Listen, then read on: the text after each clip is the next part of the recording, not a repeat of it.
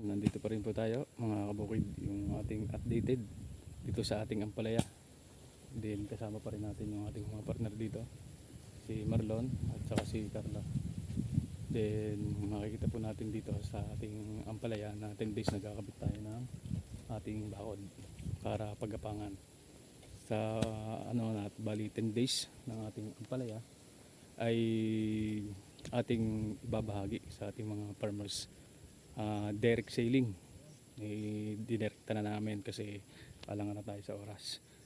Pagka direct nito binabad namin ng 24 hours, then 3 days ay sumibol na yung ating seedling. After 10 days 11 days ay ito na yung ating mapapansin dito sa ating ampalaya ay binabad po namin sa farmer's friend, then para mabilis siyang mag-ugat. Yung resulta yun na nga, at yun yung lumabas. Tapos sa 10 days 11 days na to ay nagdatayo na kami ng bakod para gapangan ng ating ampalaya.